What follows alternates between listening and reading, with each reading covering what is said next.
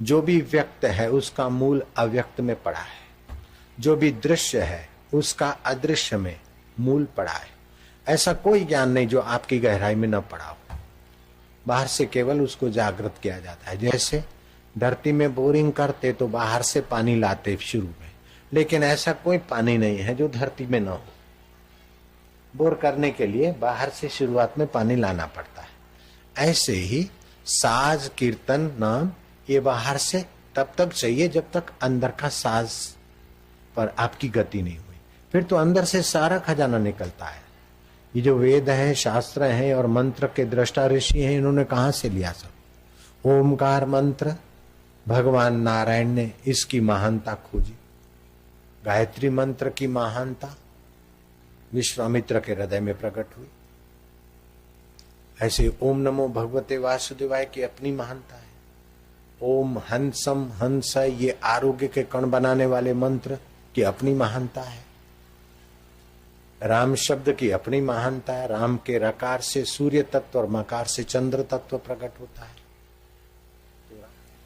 ये सारे शरीर जो हैं व्यक्त हैं, लेकिन तुम अव्यक्त हो। तुम नहीं दिखोगे। जब मरोगे तभी भी दिखोगे नहीं किसी को, चाहे 10 माइक्रोस्कोप लेकर बैठे, तो तुम भी अव्यक्त हो, परमात्मा भी अव्यक्त है और अव्यक्त के बल से व्यक्त का पसारा है। आत्मा अव्यक्त है और स्वप्न व्यक्त है। जो व्यक्त है वो बदल जाता है, अव्यक्त ज्यों का त्यों रहता है। रात्रि का स्वप्न व्यक्त हुआ, लेकिन अव्यक्त तुमसे ही तो व्यक्त हुआ, और व्यक्त बदला, मिट गया, लेकिन अव्यक्त उसको जानता है। शरीर की प्रतीति होती है,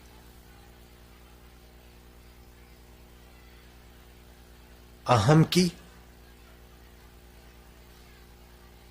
मान्यता होती है, मैं दुखी, मैं सुखी, और स्व की अनुभूति होती है।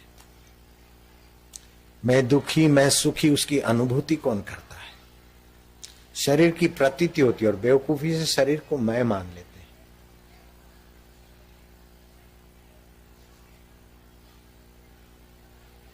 और शरीर के संबंधों को मेरा मानते हैं।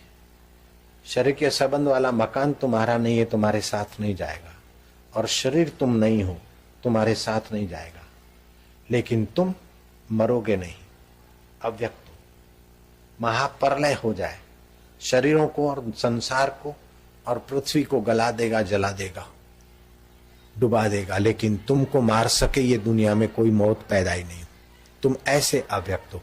जैसे स्वप्न के दरिया उमड़ते हैं, तुम नाव में हिल रहे हो और डूब रहे हो, दिखते हो। आग लगी और तुम जले हुए दिखते हो। गुंडे आए और तुमको चाकू भोंक दिया, अथवा तुमने किसी को कुछ कर दिया। स्वप्न में व्यक्त जो होता है, अव्यक्त आत्मा के बल से जो व्यक्त होता है, वो उस समय सच्चा लगता है, वास्तव में सच्चा नहीं होता। आंख खुलते ही सच्चा अव्यक्त तुम रह जाते हो। अरे यार, दिल धड़क रहा है, पसीना छूट गया, स्वप्न में मेरे को ऐसी सी तकलीफ हुई थी, वो प्रतीति हुई। मैं डॉक्टर हूं, ये अहम में होता है। डॉक्टर नहीं थे तब भी मैं था, वकील नहीं थे तब भी मैं था। वकील और डॉक्टर का अहम हमने बनाया, दुखी का अहम हमने बनाया। जो सोचता है मैं दुखी हूं, मैं दुखी हूं, उसका दुख भगवान भी नहीं मिटा सकते, क्योंकि खुद बनाया मैं दुखी हूं। मैं दुखी हूं, मैं सुखी हूं, ये अहम के कवर हैं। जैसे कपड़े बदलते ऐसे शरीर बदलते रहते हैं, लेकिन अव्यक्त नहीं बदलता। वो अव्यक्त असंग है, किसी के संग से लेपायमान नहीं होता। असंगो अयम पुरुष, ये असंग आत्मा, अव्यक्त आत्मा, यही परमात्मा पुरुष है। अब लाइन बंद कर दो 2 मिनट के बाद। असंगो है और निर्गुण है, गुण सारे माया में है। 1.25 मिनट हो गया, पौने मिनट में लाइन बंद हो जाएगी।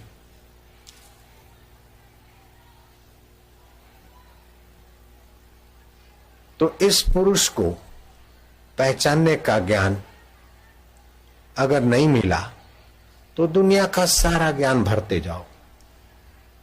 फूटी दो कोड़ी हाथ लगने वाली नहीं है।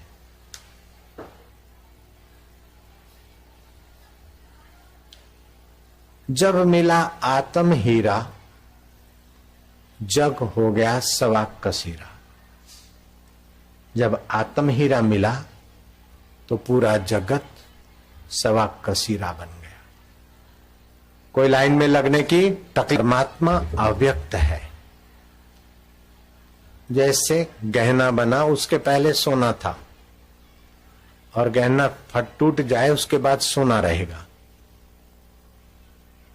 और गहने के समय भी सोना है। गहने में से सोना निकाल दो तो गहना नहीं बचेगा। ऐसे ये व्यक्त में से अव्यक्त मिटा दो तो व्यक्त नहीं रह सकता।